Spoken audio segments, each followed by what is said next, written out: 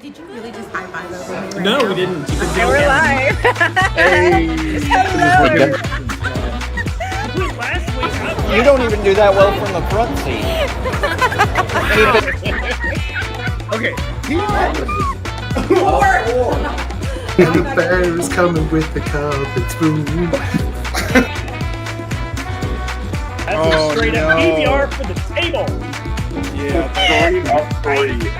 I think it called. She ain't judging us at all. Did you really just high five over me right No, now? we didn't. You can And we're live. Hello. Last week, You don't even do that well from the front seat. Okay.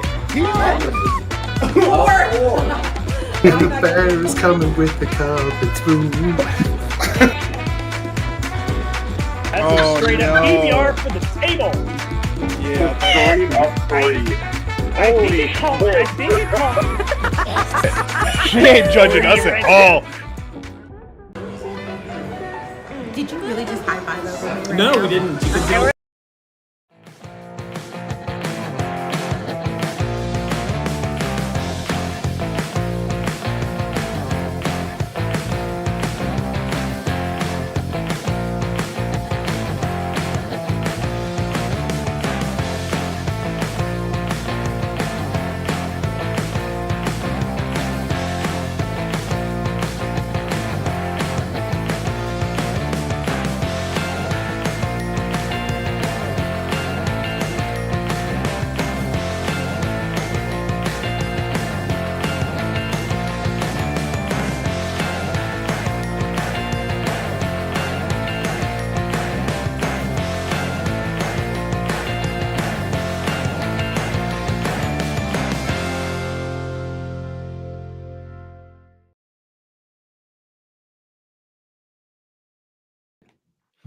We are doing it. And I think we might We're actually doing it be doing live. it. I know, we might Heck actually yeah. be doing it without shit. We're doing it live. But are we doing it with audio? Yeah, we are. Yeah, I am on my game today. Oh, look at you. we are. Look at I you. know. I am on my game yeah, I know. today. You're on top of it. Look at you. Look at I know. you. Yeah, I know. You're on top of it. Start calling you Miss Producer. Oh my god, I know. Hello everyone. Welcome to Waking Start calling Up. you Miss Producer. Oh my god. I know. Hello everyone. Howdy. Welcome to Waking Up.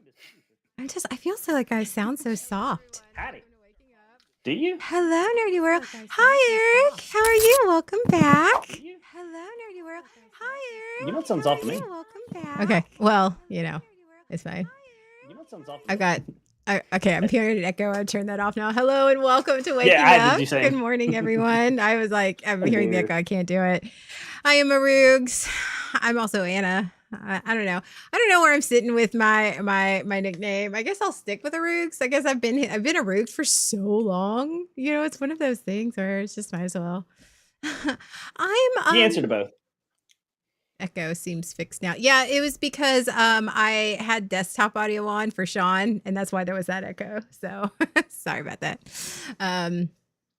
Peps and Arugs, and well, yeah. Hello everyone. Hi Eric. Hey. Today is actually a better day for me. Hopefully they don't leave for a little bit. So I have my work. I work with some school systems, and they are leaving today, and so I'm just like, if I'm checking my phone, it's because I want to make sure that no emergencies. If I do my job, I don't hear anything. If I do my job well, then I hear nothing from them. It's when I hear something from them, they're like, so I get a little like on edge, especially on travel days. So that's where I am. But this is Waking Up, where we discuss trauma and mental health. We also were with a lean on religious trauma, but we've sort of been branching away from that here recently due to life. We meander. We do meander, but rabbit trails. Mm-hmm. Yeah, that's for sure. Nerdy Will. What does only she call you, Pep Pep? Oh no, everybody calls me Pep Pep at this point. Pain in the ass. That is certainly one of the things I've been called. No, Mhm. usually I call in IRL, I usually call him Sean. Very rarely, like if it's just Sean and I, like I'll call him Sean. That's his name. I've known him for 20 something. We've known each other for 20 something years. We'll slip into a Roogs and Pep depending on our company. If we're Yeah. gaming Yep. or we're like hanging out, then we'll call each other Pep or Roogs. But a lot of times when we're just hanging out as just like friends or just whatever, it's usually we usually do Sean and Anna. So Yeah. yeah. It's fine. So. And we slip in and out of them as we do. And my kids do that too. My kids do that too. Yeah. They're like Mr. Sean or Pep. Yeah, it's fine. It's honestly, it really does depend on on what he The is doing in that context. moment. Yes, what he is doing in that moment. Am I being very Pep at this moment? Or Yes, exactly. All right. Well, let's do this disclaimer so we can get on with the All right. show. All right. So I will do it because God knows poor Sean. I tried. You do. Here on Waking Up, we are not here to bash or put down anybody's religious or faith. We think that religion and faith are beautiful things when done in a mentally and emotionally healthy manner. Sean and I are not mental health professionals. We are not counselors, psychologists, therapists, any of that. We are not certified.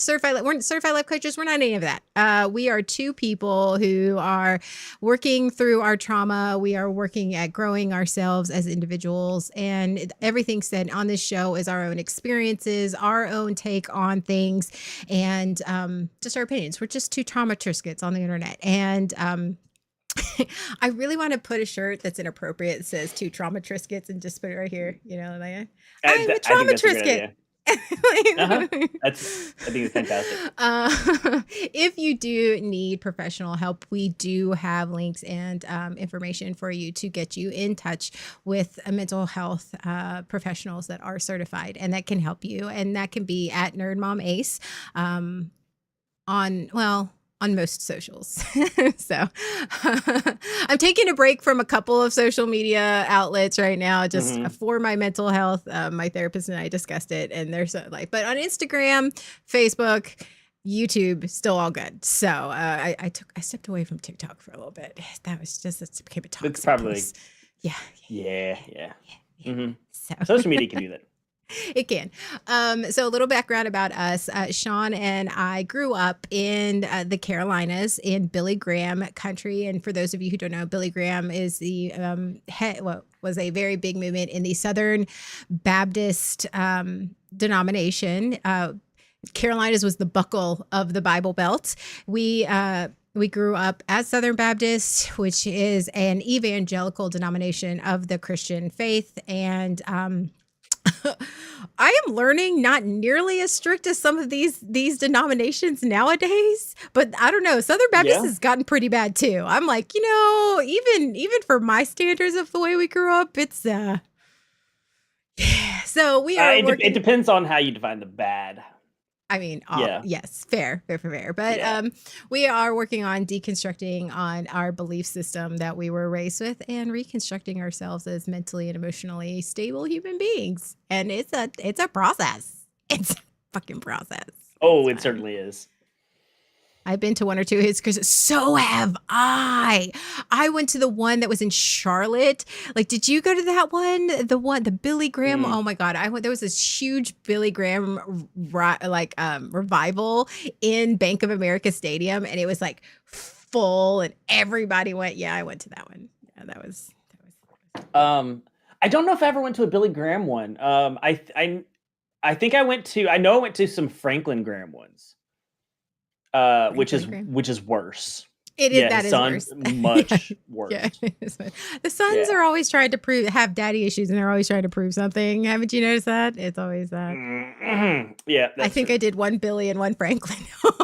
So though y'all know. Yeah. Oh, Cove Camp in Asheville. Oh my God! Wow. Asheville. We talked about we had an episode where we talked about this things. that Yeah, breaks my you're heart. right. Oh my God, it just breaks my heart. Just that The whole whole area. I Western mean, North Carolina. yeah, Sean and I both went to Western Carolina University, Mhm. and that is just the Western North Carolina was just home to us for many many years. Mhm. Sean lived there even after he graduated. It is just and just seeing what happened during the hurricane, just absolutely just I think I cried for days. I cried for days just seeing Yeah. those pictures and just knowing what our friends that still live there are going through. It's just. Heartbreaking. Yeah. I remember what it was like for Harvey here, and they have it worse. So it's like I Yeah. can't even, my mind is just, anyway. So It's speaking of awful. nightmares, speaking about life being Yeah. a nightmare. Yeah. Whew. Um, Absolutely. yes. So yeah, the title is Life is Like a Dream or a Nightmare. And oh yeah, we have to show like I say we're being Look, super nerds today. We're nerding out. We Yeah, are look at nerds. that Yeah, right we're there. representing both ends of the spectrum. And don't even get Mhm. my daughter likes my oldest hatchling likes to poke the bear. She goes, I don't know the difference between Star Wars and Star Trek. And I'm like, I can't with you. Oh what? She No, knows the mm-mm. difference. She knows the difference. It's just one of those she knows. It's just like when we She say likes to moist all poke. the time. Don't poke the dragon. Why poke? Why would you poke the dragon? Oh, thank you, baby. Oh, are you giving me candy? Thank you. Oh, I want candy. I have the leftover youngest Halloween candy? hatchling. It's just me and the youngest hatchling because my oldest is with Aw. Sea Roogs up in Michigan for his grandmother's Mhm. funeral, and so Chloe didn't want to go, and so she's here with me. I get one-on-one time with her for 4 days. I think it's the longest one-on-one time. Heck yeah. But That's amazing. she brought me candy Oh, for my bucket of stream. candy. Oh, She's so sweet. that's She's- sweet. I think it's to distract me so I don't come downstairs. But we're gonna. Oh, okay. She's trying to get you hopped up on sugar. That's what it is. Hey. But I'm doing better today than I have. I've actually showered the first time in like Woo! 3 days. Yay. I know. Fantastic. Right. Yeah. Mm-hmm. Okay, the whole life is like a dream or a nightmare, and that is one thing that sort of I don't know if we've ever really talked about is that what it's like when you go through a mental health episode, when you're going through a state of crisis, and what Mhm. it feels like, and then what happens like when you're in a euphoric episode, like because like you're neurodivergent, you go through that whole like Mhm. everything feels sparkly, and There are times where it's just like, oh wow, this is what it feels like to not have all the darkness there.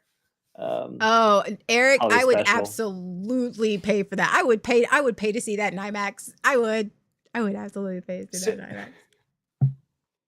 The Spock nerve pinch against the Vader chokehold. I want the showdown.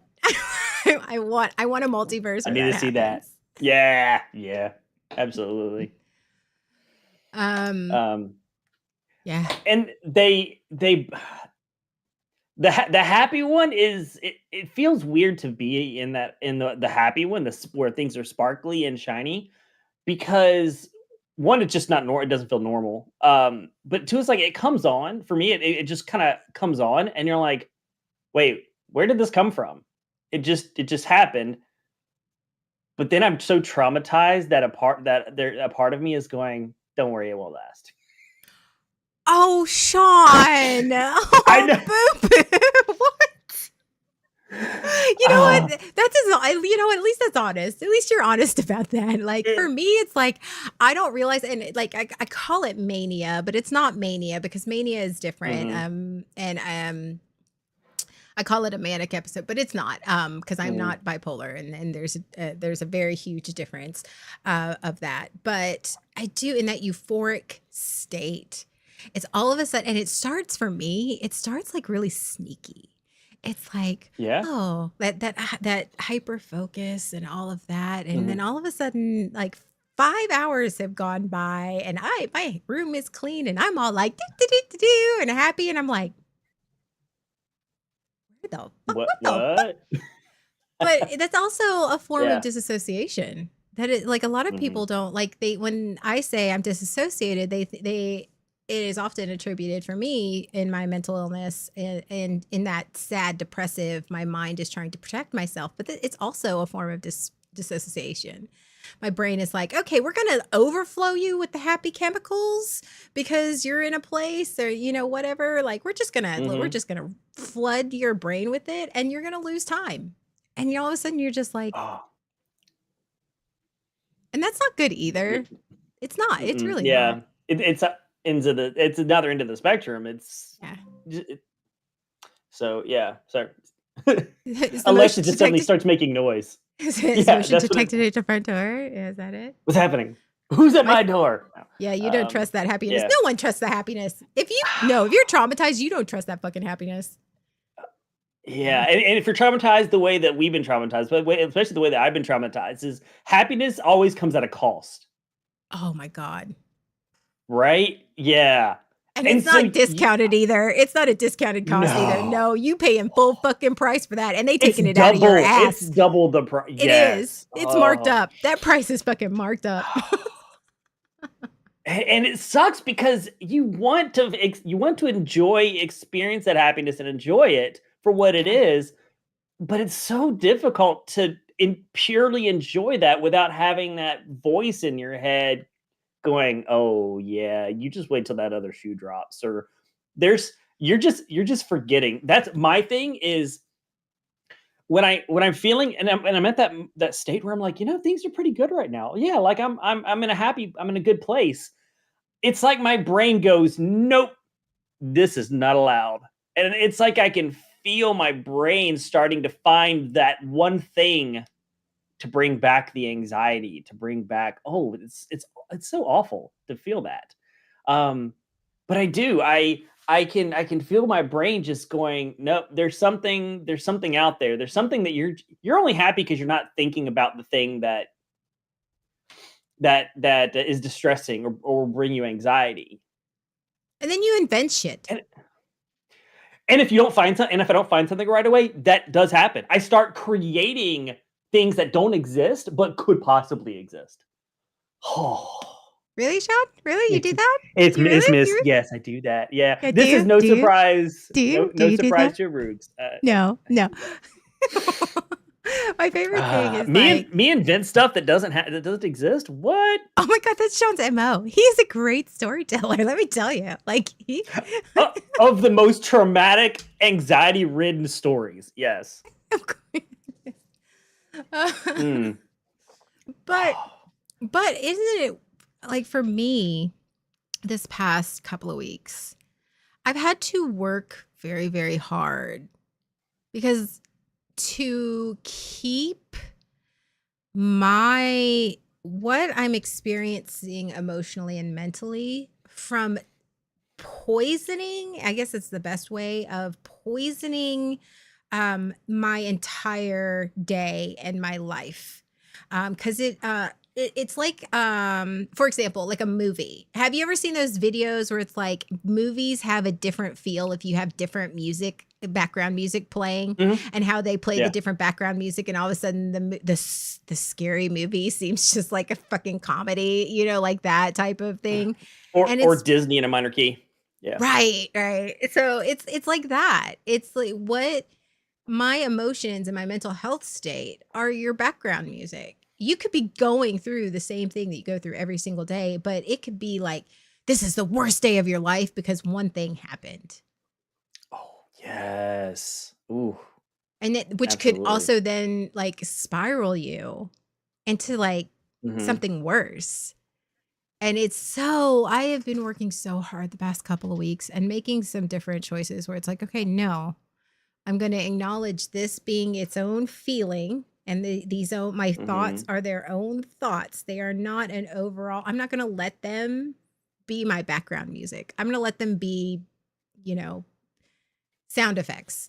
I think that's why it's just, I'm going to let them be sound effects. They're short, they're sweet. Oh, okay, whatever. And then I'm going to move on and not let it not affect the whole day or my whole Oh. view of my life. And that's,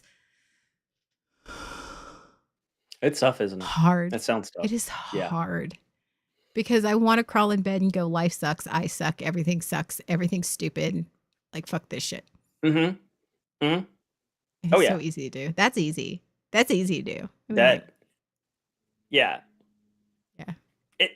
Yeah, it's hard in the long term because it's never gonna change, but it's easy in the moment, and that's the hard part is going. This is I'm just gonna lay in bed. I'm just gonna lay in bed, and the world sucks, and I'm just gonna sit in.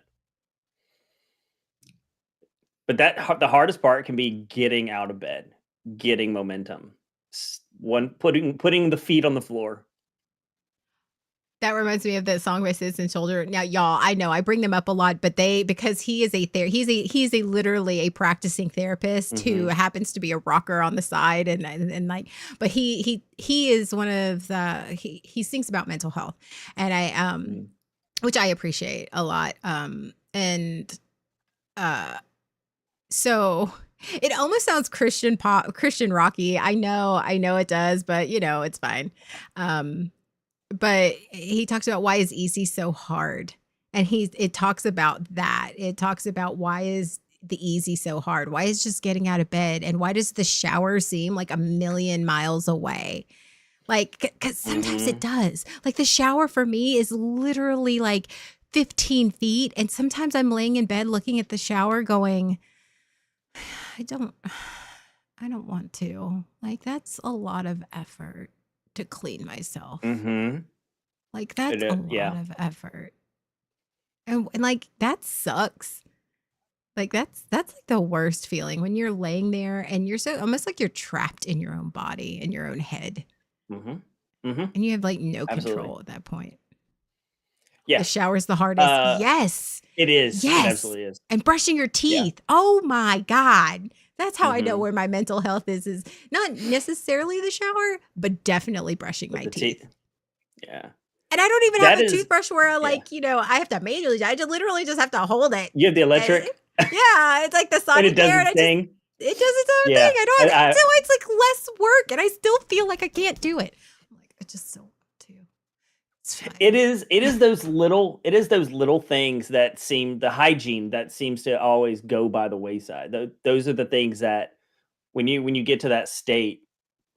For me, I don't typically have the brushing the teeth. That one's usually not a thing for me. My contacts, I won't wear when I get to it in a state like putting in my contacts and dealing with my contacts. I just put on my glasses and like forget it. But the shower is definitely a thing. Yeah, go days and days, and you're like, I can't. When I get to the point where I'm like, I don't remember, when did I last shower? Huh? Yeah, that's a problem.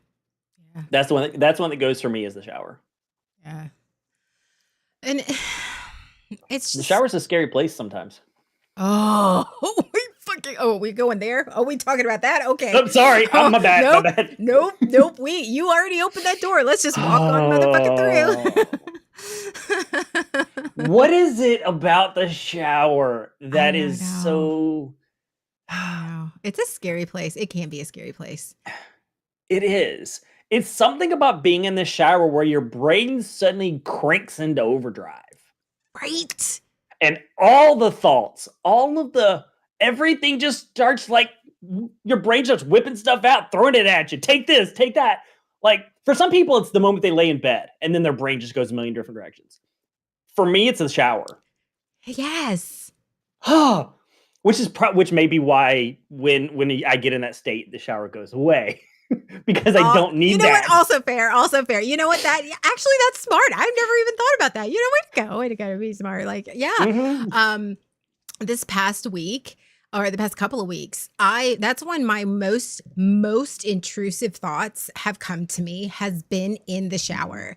And I've literally had to, thank God that my kids weren't with me this past week, but I have literally had to once, like, I'm like over here and I can, and it just happens. Like, you don't even it isn't just one of those something triggers it. It just happens.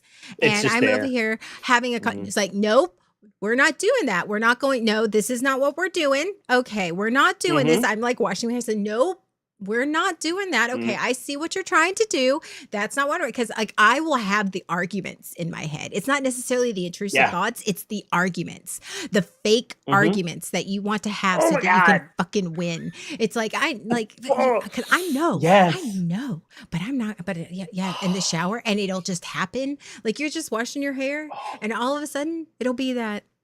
That's part of why I dread the shower. Maybe. Yes, it very well could be. Yeah. Yeah. It is. I'm- Yeah, mhm. I'm sure that there's some psychological, like real, like therapist who could tell you maybe why or did some studies. I mean, I'm sure because I mean we're not the only ones, but it's just that place. Mhm. It's that place.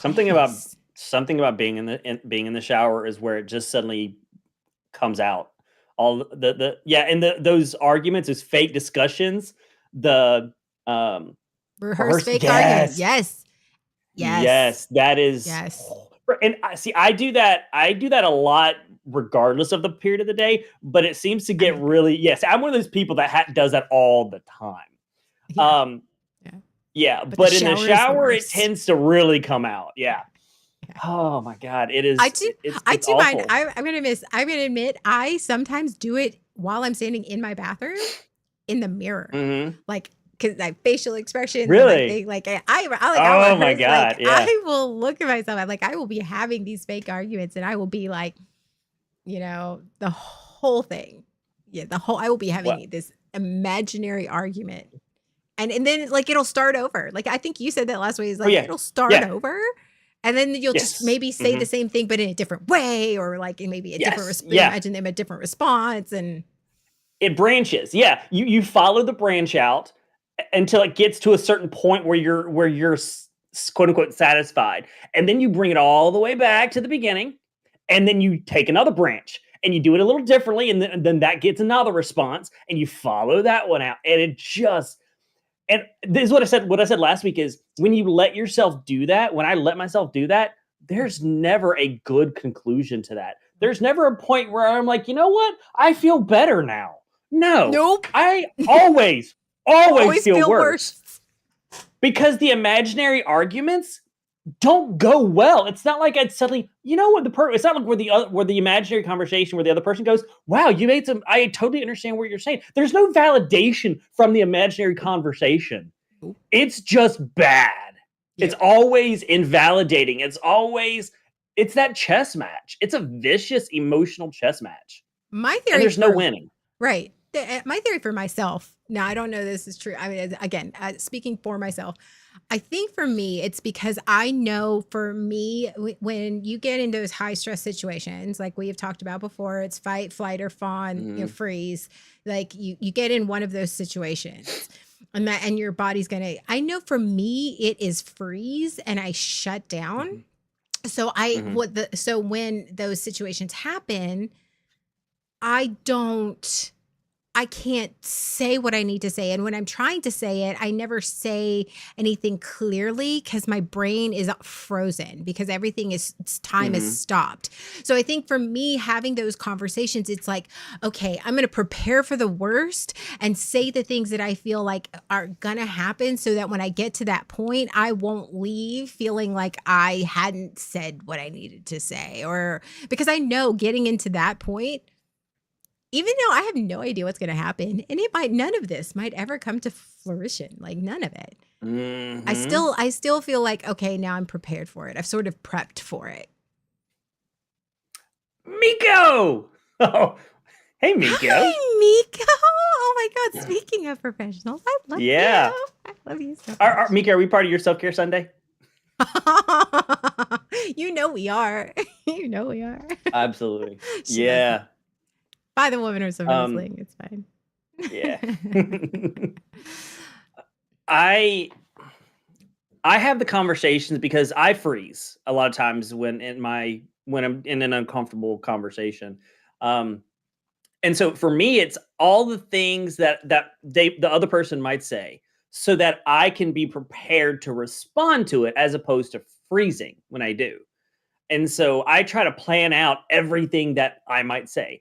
Unfortunately, a lot of times what happens is I end up talking to myself, especially if it's something that I need to communicate. If it's something that someone did something that upset me, and it's important for me to communicate that.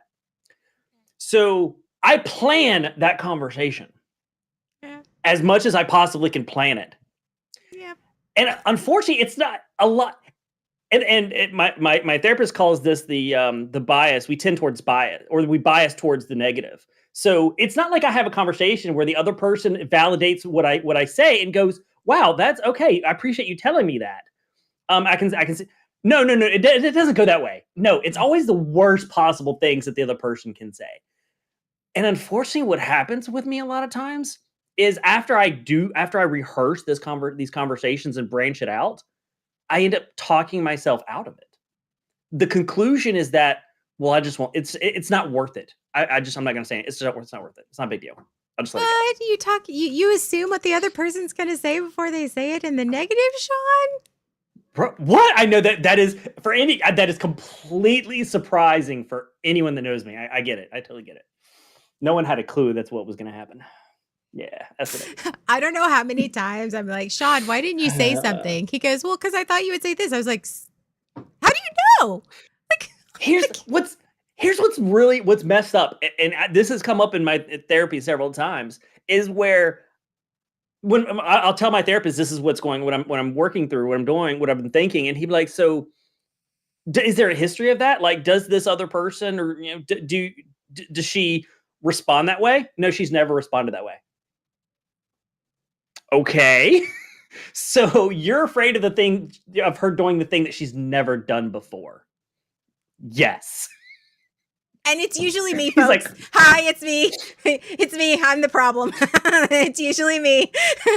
I come up a lot in Sean's therapy, apparently. Not the problem, but you do come up sometimes. So, yeah.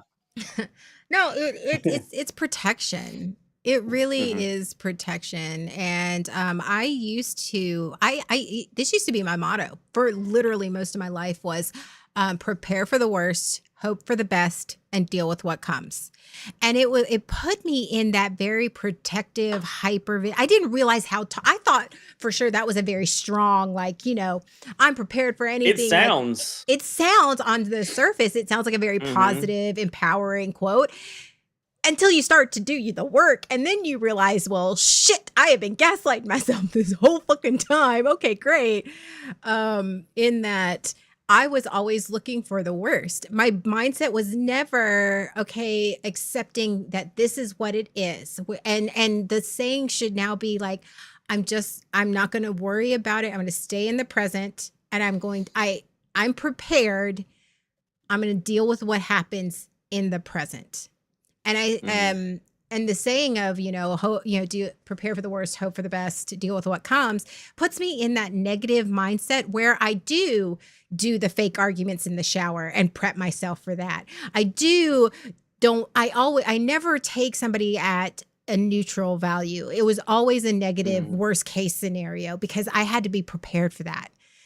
I had to be prepared to be hurt. I had to be prepared to be scared and full of fear, and which caused me so much anxiety and hypervigilance that it was really tainting, like the background music. It was tainting my view of life and of people and situations to the point where I was viewing all those things as negatives. How is this person gonna hurt me? How is this situation? What is the monster in the closet that they're not showing me yet? What is the enemy around the corner? What is it, the knife that they're hiding behind their back? And it was always that, and never, I am prepared. I have the tools, and I can't change what comes, and I will deal with it when it happens. Not good, not bad, just very accepting. And that's where I'm working very hard of, okay. And it's not a bad thing necessarily to think, okay, what's the worst thing that could happen? Because sometimes that's good. What's the worst thing that can happen? They're going to say no. What's the worst that can happen? They're going to break up with you. Okay. But I don't know that yet. So, but I'm not preparing for them to break up with me. if they say, hey, we need to talk. I'm not preparing for them to break up with me. I'm not preparing for them to like, betray me. I'm not preparing for that. I'm just going, that's the worst that could happen, but I don't know what's going to happen. So I'm going to acknowledge that this is worst case scenario, but I'm not going to plan for it. And it puts me in a different, and it eases that anxiety a little bit, because I'm a walking ball of anxiety and depression. Yay! You too? Huh. Yay, BPD. Sometimes we have to make fun of our mental illnesses. That's the only way to get through it someday. Yeah, you're right. We do. Yeah. I too am a walking ball of anxiety. Which, well, I know, right? I'm the overthinker. Yeah, that's what happens over here. To where being in a good place, not feeling anxiety is a weird feeling. That's what happens to me. Is like, for me, not being in a good place is not feeling anxiety. Mm-hmm. Not necessarily feeling, happy, sparkly, like just not having anxiety. And it feels weird for me, to the point where I'm like, something's wrong. And that's where the thing that I work on and have to remind myself is it's okay to not have anxiety. Doesn't mean that there's anything wrong going to happen. I don't have to prepare for everything. I don't have to, it's okay to sit in the uncomfortable emotions. It's okay to sit in I'm not feeling anxiety right now. And that's an okay thing to be. I have to remind myself of that. How's that feel? You get anxiety over not having anxiety? I think it's like yes, that right there. That's it. Yeah. Oh, anxiety, my old friend. Oh. Okay, so what is a time? Oh my, yeah. What is a time, Sean? Yeah. That you thought things were worse than what they were, and you reacted as such? Every time.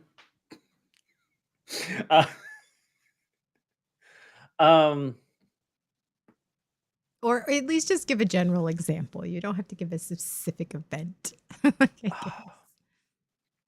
Anytime somebody says they want to talk, they want to, hey, you have a few minutes. Anytime someone prefaces talking with I want to talk about something, immediately goes straight Anxiety downhill. and its calming properties. Yeah. When you are so used to being anxious, that actually becomes your normal. That becomes your baseline. It is. Yes. Anxiety ridden is not normal. And it feels weird to not feel anxious, which makes me anxious. I laugh only because I know, and I've been there, and it's just like, shit. Yeah. It's like,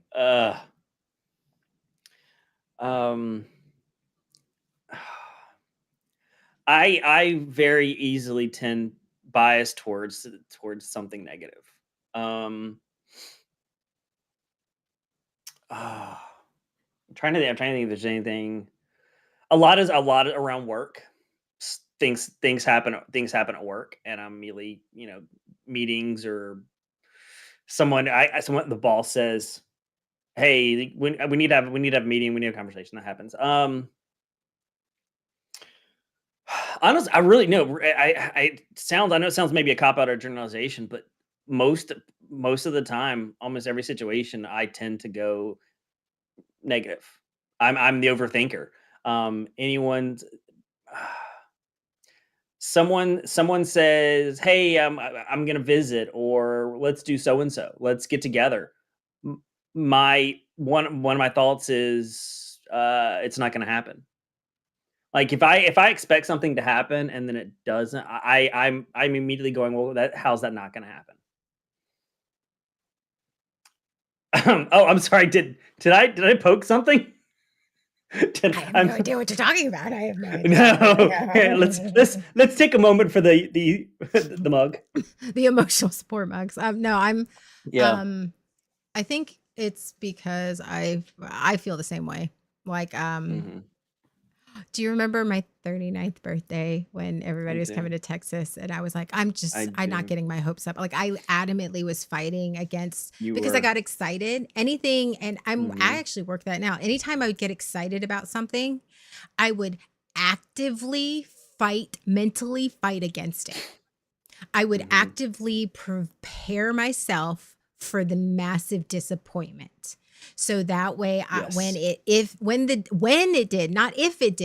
it happened, I was prepared to go, see, I knew it would happen. It's fine.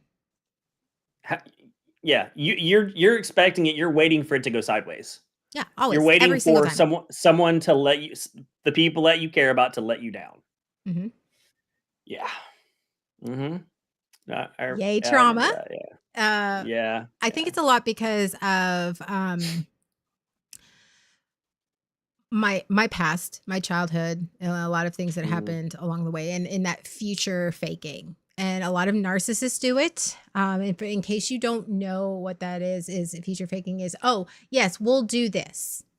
We'll do Mhm. this, to sort of make you feel loved or make you feel like they care. Okay, yes, I was planning on doing this, or we'll do this, and Mhm. and so you get excited about it and you get planned for it, and then it never happens.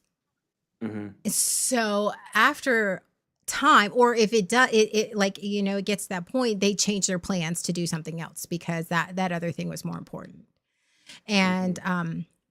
after so many years growing up that way and so many decades of people doing that to me, I got to that point where it was just like, yeah, we'll go. Yeah, I want to do this together. And I would know, I'm like, okay, I'm not, okay. You wouldn't allow yourself to get excited. No. Is that And what I'd be you're? like, Yeah. it's not a big deal. Like, don't worry about it. Like anytime somebody would say, hey, like, for example, like, BSBN wanted to come visit me for my birthday and they were like, okay, yeah, we're going to Mhm. plan on coming to Texas. And I was like, it's not a big deal. Don't worry about it. It's just too much trouble. Like, blah, blah, blah. I'm not important. It's not like I was actively fighting against it You were. Yeah. I remember hard. that.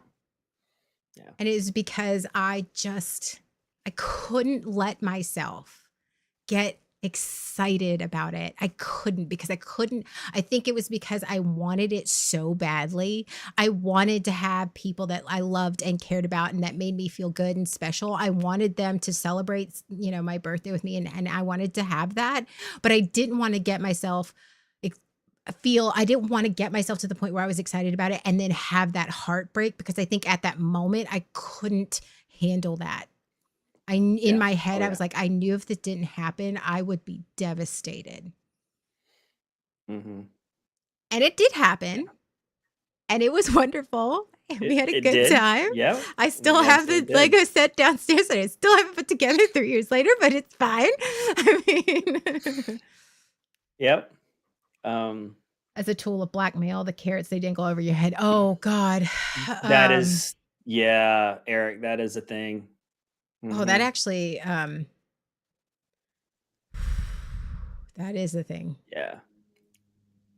Yeah, future faking is just diabolical. That's not the right word. It's just it's crushing. I think it's where that trauma comes from. Is if you have someone in your life who is a consistent future faker, um, because you keep waiting for those carrots, and and and and, and so you develop that. Yeah. Paragon?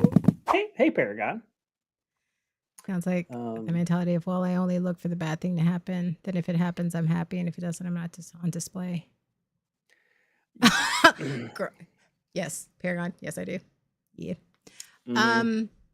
And I don't know. Sean and I have actually. I know that for Sean, I'm not going to speak for him, but I know there are a Mhm. couple events where that was.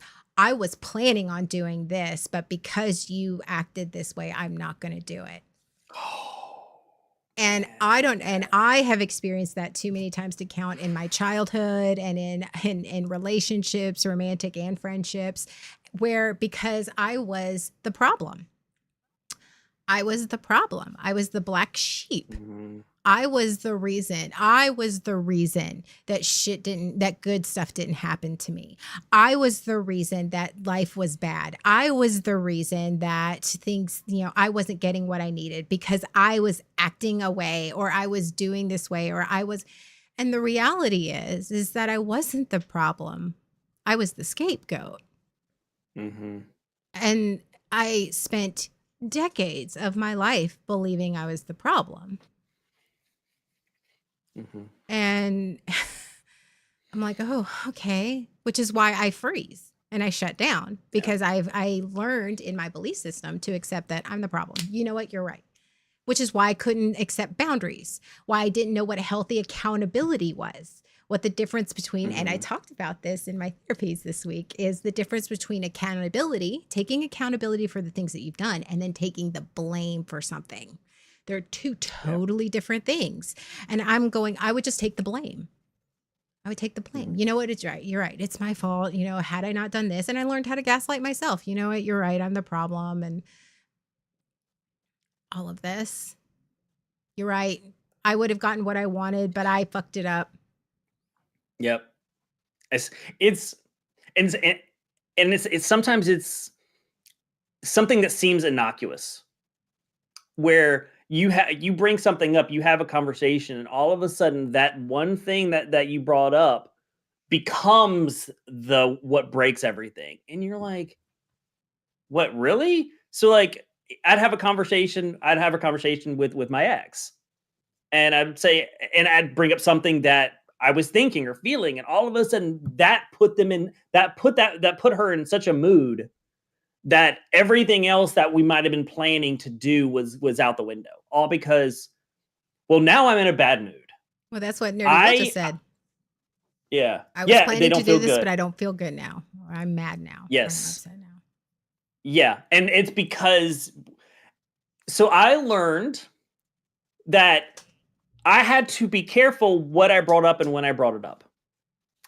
I was constantly trying to gauge the room, the vibe, and what became really insidious, what created such a wound for me, a trauma for me, was that if I needed to bring something up, if I needed to talk about something, if my ex was in a good mood, well, I didn't want to bring it up because I didn't want to ruin the good mood. Or if she was in a bad mood, I don't want to bring something up because then I would just make everything worse. Well, wow, I was having a crappy day and you brought that up. Thanks for making it worse. Like, there's no way, there's no win. There's no way to do that. And so I can't, when do I bring it up then? There's no good time. And so I would just stop talking about stuff. So Nerdy Will said walking on eggshells. Yeah. I think honestly for me and that's exactly what it is, walking on eggshells. And I did that and I have done that all my life. I have done that bruh, knock off the Jay. I see that uncomfortable. You're sitting there, Rooks. How's that feeling?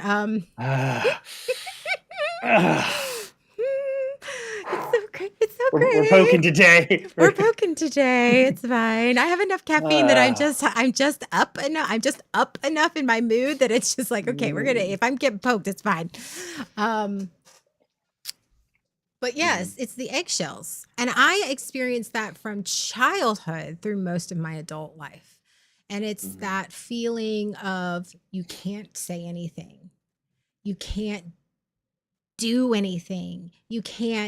You are just stuck. And it's one of those, okay, well, this is which is where you learn to talk yourself out of shit, where you learn to minimize your feelings, minimize your problems, minimize and just put in and for Sean, intellectualize his emotions. And for me, take these overwhelming emotions that I'm feeling because I had BPD and turn it into self-destructive things. Because if I can handle it myself. That's where the hyper independence comes in, is because this is a problem. I don't want and I don't want to, I have a problem or I have an issue. I'm going to work my way through it by myself. Mm-hmm. And you feel that tension and then anxiety and that, I don't know about you, I feel nauseous. Like it's like, Mm-hmm. Yeah. like I want to just that verge of just gross. Oh. Oh. You have like the eating. That's where like I get nauseous and like my any hunger, like any appetite I have, just goes out the window. I'm Yeah. just such a ball of nerves and anxiety, and it just gets stuffed down a little bit further, and it turns into resentment. That's inevitably what happens. And I know for me, what happened for me in the process of all this is I spent 40 something years walking on eggshells, hiding my emotions, just not speaking my truth or being honest and not being able to feel like I was safe enough to say anything, and just not having the tools that I needed to navigate just pretty much a very large trunk of trauma that I was carrying around. You know, they talk about baggage. I'm carrying around a steamer trunk. So honestly, I think it's one of those like, you know, storage containers from China, like that of trauma, that it got to the point to where the walking on eggshells, where finally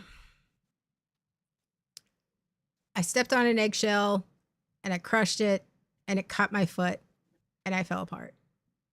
And it was like, and it got to and that's where it was, which I got to that point to where then I started thinking about trigger warning, is thinking about self-harm and ideation of unaliving myself. And I got to that point.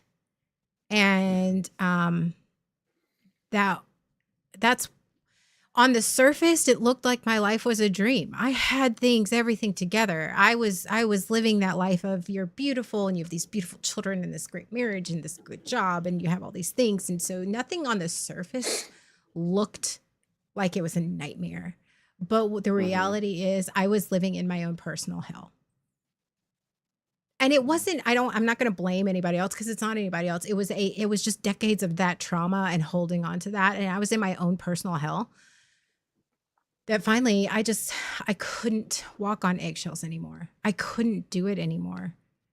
And I fell apart. And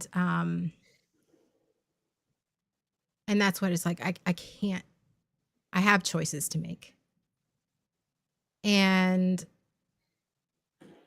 is doing the hard thing and starting, which is why I start my streams all changed. If you notice that time in my life, all of my streams changed because I was done. I was done being perfect, put together Arugs. I was done. I'm like, I'm done. And that's okay. And I think that was the scary part for me, is taking that first step of showing everybody what a nightmare inside my head was. And the more I tried to hide it and perfect I was, the worse it was for me. And so it was like, all of a sudden, here we are. Here is my riddled, anxiety, fucked up mess. Here it is, internet. Here you go. And having good therapists, I had good therapists and I had great support. I really did, through this entire process. But I don't walk on eggshells anymore. And I think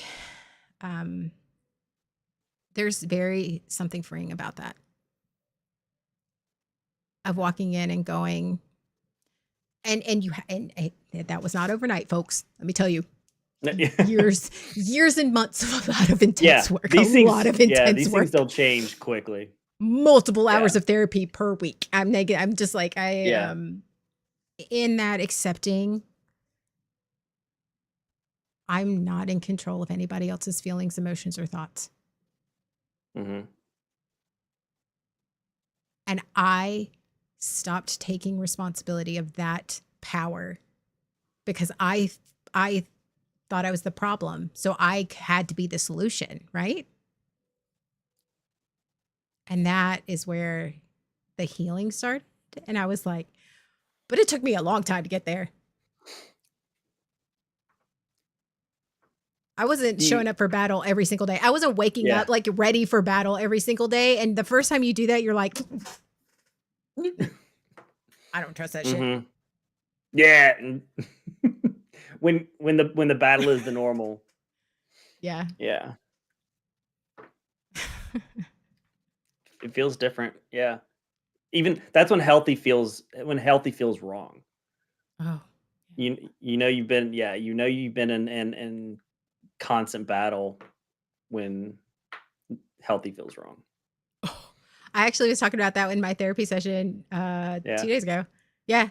I was talking, and because I've been doing a lot of work the past 2 weeks.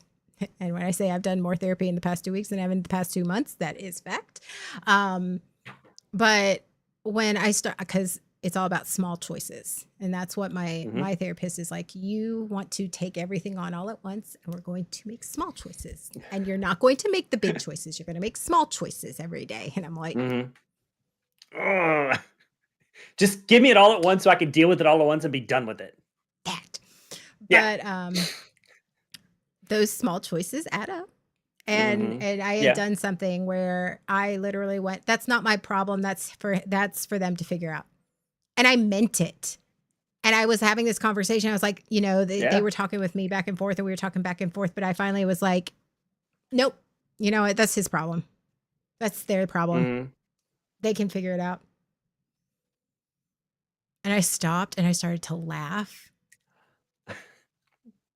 And I was like,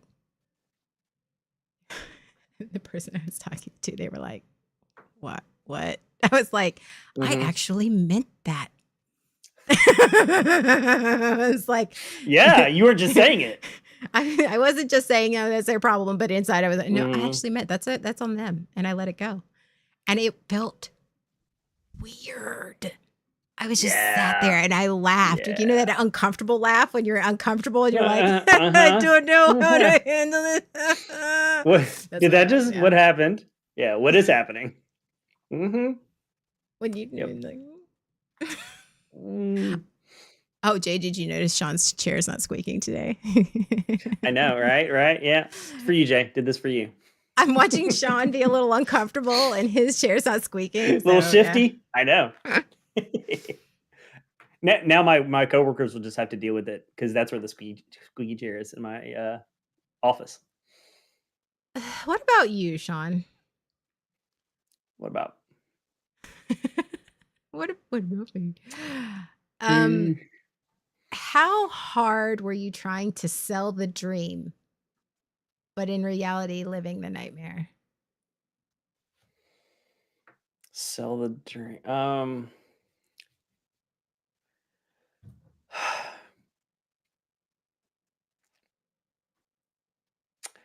I can tell you when I was still married, that was probably the most intense one. Because I was miserable for years. And I had kind of convinced myself that this is just how it is. This is just what marriage is. This is just what happens when you've been married. Because I was married. I think this really got bad around like year 10. I'm like, well, I've been married for 10 years. What? So I've been married for 10 years, and there's like, well, I've been here. I've been in this marriage for 10 years. Like, you don't just, that's a long time. And so can't break up now. And I'm just like, everything that I've been bombarded with over the years about marriage, like pop culture stuff, the old ball and chain, the old, like, or just in religion. This is the person that God chose for you. This is the person that God chose for you. Like, what are you doing? Like, when we had men's meetings, when we had get together for breakfast, or all those men that grew up in the Southern Baptist Church, and you have all those men's breakfasts and men's whatever the stuff. Good old WMU. Yeah. the husbands don't talk about like, I'm so grateful to be married for this. We've been married for 20 years and I love her. No, that's never the conversation. It's always there's always a negative spin to it. And so I grew up believing that after so many years of marriage, you're not happy in that, but that's just normal. And so I kept telling myself, and I fought it for a while. I was like, well, this is what marriage is. And I'm like, no, this can't be it. But then eventually I just kind of resigned myself to, well, this is just how it is. You're just miserable. You wake up and you're like, you're miserable. You go to bed, you're miserable. It's just marriage. This is just marriage. And this is what my life's going to be like for the next X number of years. Just resigned myself to it. I was in a nightmare. I hated life. Like to the point where I was starting to get to like, I just didn't like life anymore. But I thought that this was where it was at. So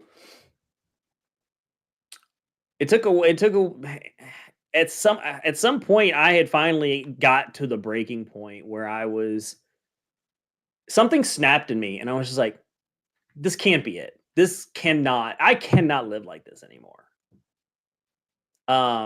And that's what I was like, and for me, who is conflict diverse and rarely wants to, I don't like to shake the boat or anything. I finally stopped her and went, am I imagining this or is this dead? Is this marriage alive anymore? Is this thing dead? Are we done? Or am I just imagining this? Because I overthink things. And she's like, no, you're not overthinking it. Fantastic. All right. There we go. All right. So this is done. We're done. And she's like, yeah. And then she walked away. It's like, okay. All right. Well, I asked the tough question. I got an answer. And there we go. And then that began a whole nother set of things. But that's where all the other anxiety starts. But yeah, it's a thing. Yeah. Okay. So now what? But even though a lot of anxiety, it shifted, there was at least a point where I was like, at that point, I had an answer. I had been ignoring it for so long and just letting it go that I finally had an answer. And that allowed me to start moving, as painful as that was, in that direction. Yeah. To trying to keep with the topic of theme, were you two incompatible, or were you other things involved? Oh. That's a loaded one. Okay, well, we'll get back to that one. Okay, we'll come back to it. Okay, I'll give you a second to process that question. In that, because you had said something when you were talking, is like you got to that point where it's like, this can't be it. And I think for me, I also got to that point. And we get to that point where the nightmare is too much. The nightmare is in what you're living is too much, that you can't even, you get to that point where you can't even gaslight yourself anymore. When the gaslighting isn't even working, the lying to yourself isn't working, the coping mechanism, the unhealthy coping mechanism, nothing is working. And you just get to that point where you finally just go, I need to wake up. Yep. And you realize that the nightmare you're living in is not the life you want to lead. And you understand that you're not going to live in this dream life, and that's not real, but you can't live in that nightmare anymore. That the shit in your head is just too much, and it will eat you alive. And I think for me, yeah, like you get to that point and you're like, something has to change. I can't do it anymore. It's going to be me or them. It's going to be me or whatever's going on in my head. It's me or this, and I can't do this anymore. And not everybody gets there at the same time. And some people have, whatever their traumas are, but I don't want to be this person anymore. because I think somewhere deep inside, because we talk about inner child and all of that in the internal family systems in your parts, there's somewhere deep inside where even your inner child and the parts of yourself go, this isn't who I am, and I don't want to be this person anymore. Yes. You're no longer able to convince yourself. Hey, Asta. Yeah, Jay, the devil you know is now visibly not better than the devil you don't. Yeah, there's a point where you're like, whatever the alternative is, however difficult and painful the alternative might be, it can't be worse than what I'm living right now. Mm-hmm. That's where I got to. All right, you may go back to answer Eric's question. Yeah, go ahead. All right, so I'll give you the answer that took a lot of therapy to get to for me. We made a lot of bad choices early on. We got married. I was 24. She was 19. And we were young, and neither of us had good examples of healthy relationships. And we made a lot of this topic does hit home for a lot of us, a lot of people, a lot of our community. We made a lot of bad choices. I know personally, speaking for myself, I did not make her feel seen or heard. I ignored her. I ran over her many times. I was so worried about keeping the peace and avoiding conflict that conflict doesn't mean things are bad. Conflict is normal, and it can be approached in a healthy way. And I saw conflict as something to not have. If there was no conflict, then things were okay. That was what I kept telling myself. And so I never wanted to rock the boat. I never wanted to.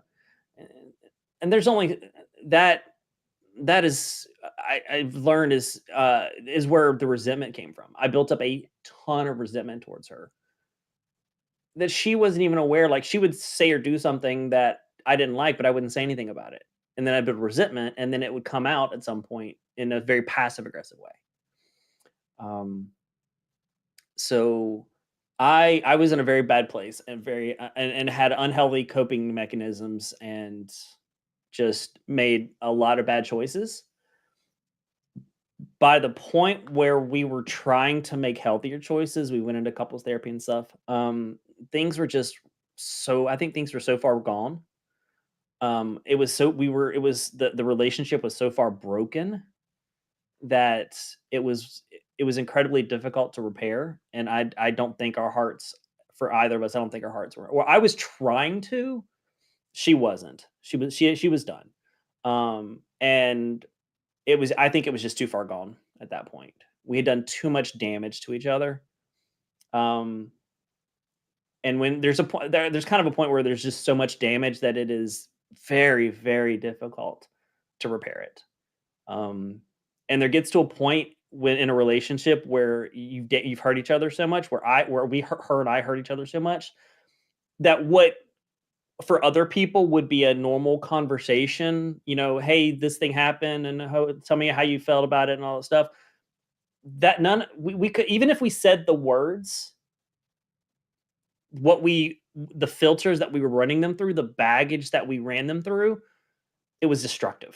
We couldn't even have we couldn't even attempt to have healthy conversations because there was just so much damage. And we even had someone observe that, like, you guys are just beating, you're just slamming into each other, like, you're with your this conflict.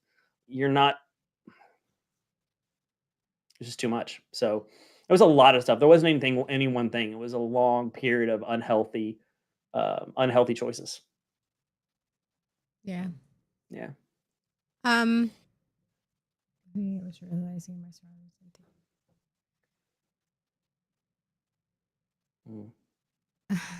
Yeah. Yeah. Yeah. Okay. Yeah. Oh, think more of you for achieving stuff, huh, Sean? That it's What? That's what he says. With me, it was realizing outside of my surroundings, people don't think more of me for achieving stuff. It's not what you can, basically, it's not what you can do for them. Oh yeah. I'm sorry. What? Yeah, yeah. I'm a. Wow. Yeah, I'm one. I have the. No words aren't working. Well, Yeah, look that's at that's you talk me. about sitting in discomfort right now. The uncomfortable. If I had a tie. Yeah, I have to achieve. For me, it's what can I do? I am my worth in a relationship. I use relationship, friendship, kind of synonymously here. My worth to others is based on what I can do for them. That is something that's deeply ingrained that I'm trying to work on, and it takes a lot of actively talking to myself. And when I start feeling that way, is if I can't do something for you directly, if I can't be productive, if I can't help fix your problems, then what good am I? And the only reason that the other person is in this friendship is here is because of what I can do for them. Um, that's not necessarily something that they put on me. That's what I put on myself. In our home status tiles and stuff are everything. Once people come along who are not like that, it blows my mind. Yeah. And Oh, absolutely. And that's totally in my household too. Like that is a very, it's uh-huh. like, who was the prettiest? Who was the smartest? Who was the most Mhm. accomplished? Yeah. That was the person that Ooh. deserved the love. Yeah. And when you're just doing something that regardless of how much you get paid or how much or whatever the Mhm. title is or et cetera and so forth, if you're just doing something or these people are in your life, like you have to have the person, you want to surround yourself with the richest people and the prettiest people. And then, Mhm. and for the longest time, I'm going to admit something. For the longest time, as a teenager, I was really ashamed of what my dad did for a living because it wasn't Mhm. prestigious. It wasn't something like that. It's like we're staying there for 2 months. Yeah.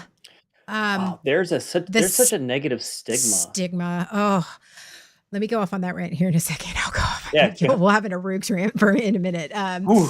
All Um, right. but I was ashamed of what my dad did for a living, and he works for Papa Mhm. John's. He was Mhm. and he's worked there for over 30 years, and so I was really just ashamed because it was like, oh my god, my dad works for a pizza company. Like, he's got an MBA and he's over here doing this. And what I didn't understand, and that was sort of the mindset my mom had put into my head. But then as I got Mhm. older, I realized my dad loves what he does. And my dad is like, he not only that, like he has these stories. And yeah, he's frustrated, but he's really good at running stores. He's really good at like he meets people. Like he is one of the like it's not just he works for a pizza company. It's just that he loves what he does and he enjoys it. And yeah, it's frustrating and all this stuff, but like he meets people know him, he makes friends that way. And it was one of those when you get old enough to understand that it's less about the money you make and the title of the job, but more of when you go to bed at night, are you good with it? Are you good with Mhm. it? Do you enjoy it? Mhm. Yes, it's frustrating. Yes, every job is not going to bring you joy all the time. And no, things are going to get frustrating and you're going through this, but he just loves it. He got to meet Cam Newton the last week. Like, I mean, he gets to That's meet pretty cool great. Oh, ass. that's He gets to meet incredible. cool ass people. Like, and they know him, and they're like, "Hey, what's up, JD?" And I'm like, that just he's that guy, and just how great that Papa is. And Root's it the doesn't. best. He is He's so fantastic. amazing. I love him, but He is. how it's not about the title and how much money you Mhm. make. And I think for a long time I was that way too because I worked as a secretary. And somebody was like, "Oh, well, you're just a secretary." Yeah, I was a secretary in a school. And I'm like, but I'm not just a secretary. Because when those Mhm. kids come in for discipline issues, and because I didn't meet the really good kids. I mean, I did when I was teaching band, but I didn't meet the good kids in working in that job. I met the kids who needed to be heard. I met the kids who were like, yeah, they had problems at home, but that wanted to be listened to. That wanted, yes, they needed to have their discipline, and yeah, they fought against it, but they needed somebody to go, okay, I know that you're a better person than this. Yes, you got to need your consequences, but let's talk about this. Like, I was so much more than just a secretary pushing papers, and Mhm. I loved that job. I got paid shit for it. Mhm. I should have been getting Yeah. paid 3 times as much as I did, but I love showing up to work every day. And I would have the people, the kids that would, repeat offenders, my little frequent flyers, as I call them, but they would come Mhm. in and they felt respected. And so they respected me. And you know what? I don't know what they're doing now. They could be in prison right now, or they could be like, hey, there is somebody that actually heard me. I can't, and I don't know, and you don't know what that reach is, especially when you're in education. You don't know what that reach is until like ever. You're just you're Mhm. investing in these people, and you don't know what the return on the investment is, but you invested in anyway. But I got paid nothing Yeah. for it, and I was just a secretary. But to me, it Mhm. was more than just a job. Yeah. Absolutely. So Yeah, I hate when people when people put that word "just" in front of a job. You're just that, because especially that job. I remember the stories that you told and the impacts that it sounded like you had, and it was incredible.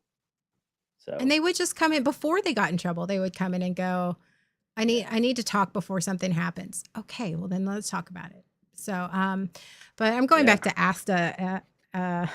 Mhm. There's a door. Don't let it hit you on the way out. Exactly. I am. Ranted coming. As someone with a mental illness, it really pisses me off. And I know people who have done multiple month stints in facilities. Now, what these facilities are these facilities have gotten to, these people need help. These people are saying, I am at the point where I need intense help.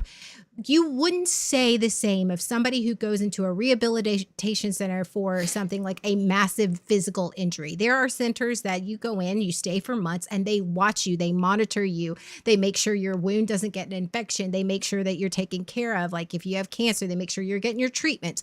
But they don't, and that's okay. That's natural. You're doing the fight, you're doing the good work, you're Mhm. taking care of yourself. You're not just ignoring the problem. But the problem I have with like the people who go into these mental health care facilities, they get this oh, well, you just obviously aren't strong enough to handle your shit. No, that is not it. What it is you've gotten to the point to where your illness, and that is why they call it a mental health illness, is because Mhm. it has too deep for you to take care of it yourself, where the Band-Aids and the Tylenol and the shit, all this stuff is not working. So you need to go something else. And people that go into those facilities, people that do that work and come out of it the other side, those are the motherfucking heroes with the strength. And those are the ones that said, I can't do it. They don't go off and just try to suffer in silence. They say, my life Mhm. is worth fighting for.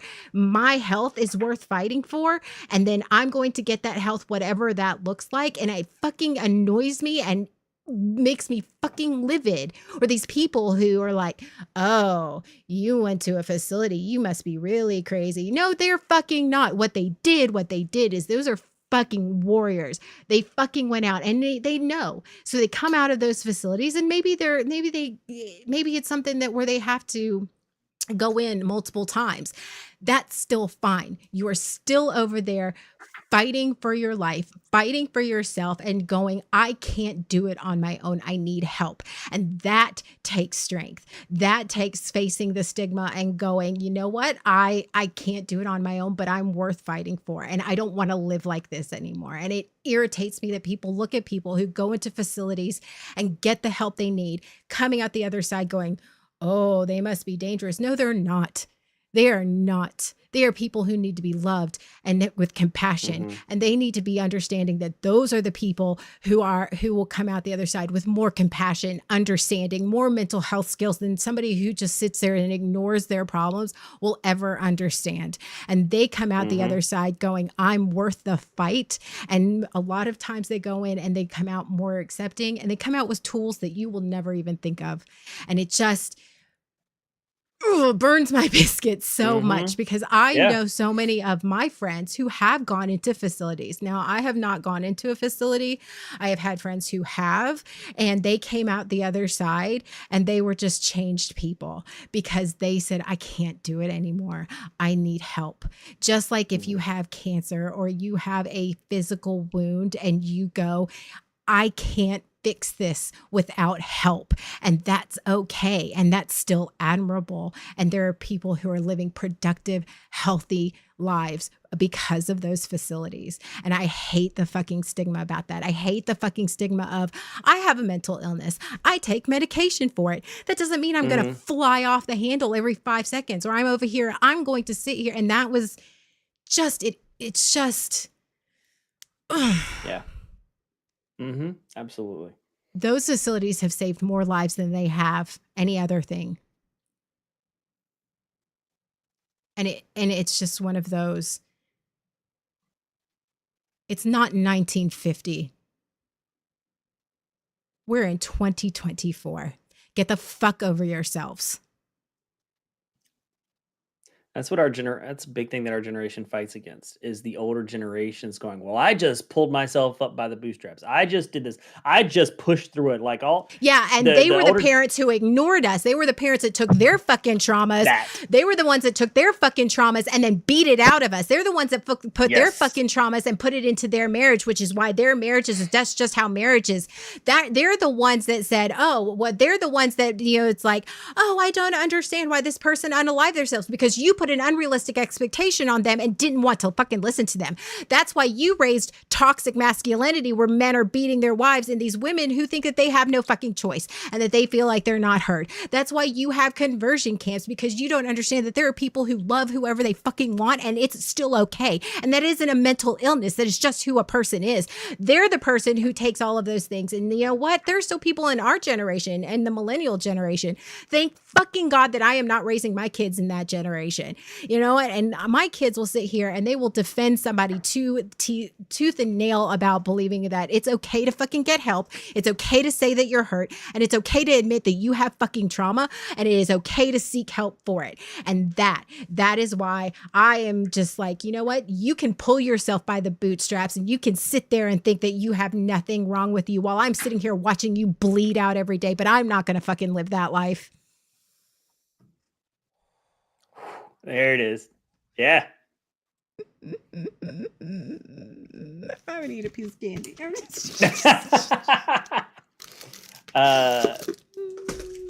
Yes.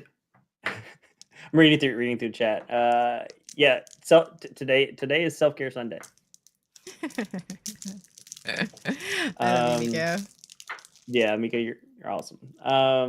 Thanks for that reminder, Miko. I think we need that sometimes. Self-care. I'm self-caring right now. And you are. You know what? That's fine. Yeah, Nerdy will put it out there like right as you started talking. You took it out on the kids. Absolutely. We're having to deal with what they weren't dealing with, because it was a different time back then, and that was not what mental health. Getting help for mental health was just not a thing. It wasn't for me. When I the only reason I ended up seeking therapy was honestly because my ex was one of the positive things that she did was go, you probably should go see a therapist. Because I didn't believe in it. I just prayed about it. I grew up praying about it. Right? pray the mental health care away. Yeah. So man up. Yeah. The whole man up thing. Absolutely. Man up, read your Bible, pray about it. That's what it was like growing up. So. Okay. Miko's right. We need to talk. Let's Yeah, all let's right. end this on a very Lighten it up a little positive, bit. loving note. Let's lighten it up a little bit because I did go on a little rant. I apologize to anybody if that triggered anyone. I am sorry.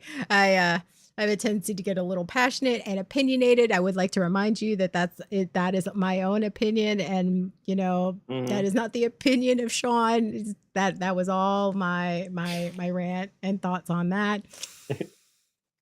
But all right, Yeah. let's talk about something positive before we go. Okay. Related to mental health or related to anything? I don't care. Okay. So we have a special stream coming up. I don't know if you want to talk about that. Oh, we we do. should talk about that. Okay, We should talk we about should that. talk Speaking about of mental that. health. You know, speaking of mental health, speaking of all of that, why don't you? I'm gonna see if I can pull it up. Hold on. So, Okay. So we have coming up on November the 11th, we have a charity stream, Team AOA charity stream. It's called the Follow On Mission, right? That is that's the organization that we are raising money for. So we have a day planned. We're still working on the logistics, but November 11th is Veterans Day. That's when we're doing it on. You pulling up the information for it? Yeah, I'm pulling up at least the website for them. Okay, gotcha. Yeah. Okay, there it is. There's that. Oh, there it is. The Follow On Mission. Awesome. Yes. So, we actually, I actually have a friend of mine, and he's going to actually be streaming with us. Who participates. He is a veteran, and the Follow On Mission. If you read through the website, it is it's suicide prevention for veterans and first responders. It is adrenaline therapy. They do a lot of, they concentrate on racing, and it's a very unique way of that whole, you know how they have horse therapy and all this stuff. This is very it's adrenaline therapy, and they have full on legitimate races. They have race teams, race cars. It's all over the country.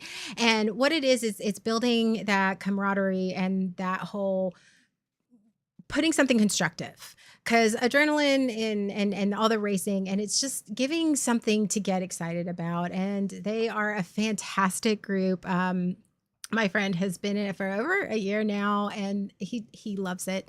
And we loved Mission 22, but this is something that, you know, something we're doing a racing stream. So everything on our Veterans Day stream is car themed. Yes. And in some it's tangential, in some way, sort of. shape, or form, it is car themed. And because we do the Veterans, yes, race themed. And so we wanted to do a charity stream. We do one every year for Veterans Day, but we want to do something that would actually benefit somebody that we care about and we love. And this is a great nonprofit, and they do really help.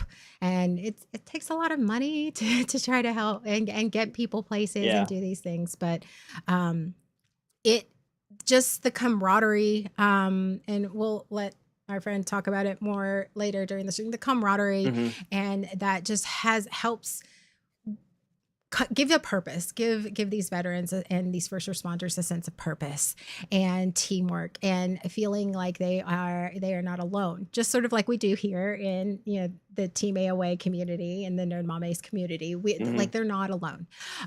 So we will be hosting it on the Team AOA channel. Sean, I guess you can put that up there. So please make sure that you follow us, because we're not doing it because normally we would do it on what we've done in the past is do it on our individual channels and sort of stream at the same time. But we decided that it would be a lot easier for people to just come to the Team AOA channel. So that's what we're going to be streaming there November 11th. And it's for the Follow On Mission. Please go to their website, see what they're about. And it's all going to be race/car themed. We have, I think we have Rocket League, we have GTA. We're not going to be doing GTA. Like, we're going to be doing the races. Just racing, just racing. We have Wreckfest. We have Wreckfest. We have, you'll want to show up for Car Mechanic Simulator, because that's going to be the one that's going to be the most fun. I hope to raise a lot of money during that one, because Sean and I will be trying to fix a car. And Yeah. if you don't know, Jay and Calvino Oh are my both God. mechanics by trade. And so they will be doing color commentary, and people will need to donate money to get us help. And it's going to be tragic. We I we feel are like it not orgasm car my guy. people No. at all. Yeah. Okay, I So, sent the donation link to Sean directly. Okay, so do you mean to put that in the chat? Sure, Or sure, that's no, fine. you just sent it to me. Okay. Yes, we're going to be learning new stuff, but yes, this is a for our veterans, and it is mental health, and again, something that we promote in Team AOA, and we apply with is that we want to help these veterans and these first responders get the help that they need and get something that they enjoy. Just like we enjoy streaming together, this is something that they enjoy, and they're just amazing people. They are amazing people. They're super nice, and yeah. So please show up. It's November 11th. It will be all day. Please follow Team AOA. And we'll be making announcements on all our channels, et cetera, and so forth. But yeah. Veterans Day stream for the November follow-on 11th. mission. 8 days. Yeah. We're excited. We Some are great, excited. great calls. We love charity streams. It's like our fave. Like We do. We Yeah. do. Oh yeah. It gives us a So. sense. Like it's just and it's just awesome. I'm so excited. And we get a race. Oh my God. We're so bad. It's gonna be a lot of fun. Oh, I I'm would like bad. you to know, Jay said, Sean, that he hated the fact that he had to admit that he really liked the Hot Wheels game. Right? It's a fun game. He was like, I thought it was going to be suggested lame Hot as shit. Wheels. Yes, No, he thought it was it's going to be good. shame and lame as shit. Yeah, and he was like, I can't. Fuck Sean. I saw you playing. Yeah, you were on there for a while. So it's going to So, be all a kinds ton of- of yeah. fun. So yes, so please show up Absolutely. for November 11th. We will have also on the Team AOA channel on Tuesday. Hopefully I'll be able to make it. Depends on if I have to go to the airport or not. We have our 3 Bars and a Dragon. So that will be our next stream. And Yep. I was expecting it to be a cereal box. Great time it right. So we will see you guys next week on this Yep. channel. And I hope you guys have a great rest of your weekend. So Don't Love forget you your self-care today. self-care today. Self-care. All right. All right. Bye. Bye, everybody. Did you really just high five over me right No, now? we didn't. You can do Okay, it we're again. live. Hello. Last week, You don't even do that well from the front seat. Okay. The bear is coming with the carpet spoon. That's Oh, a straight up no. PBR for the table. Yeah. I think it called. She ain't judging us at all. Did you really just high five over me right No, now? we didn't. You can do Okay, it we're again. live. Hello. Last week, You don't even do that well from the front seat. Okay. The bear is coming with the carpet spoon. That's a straight up no. PBR for the table. Yeah.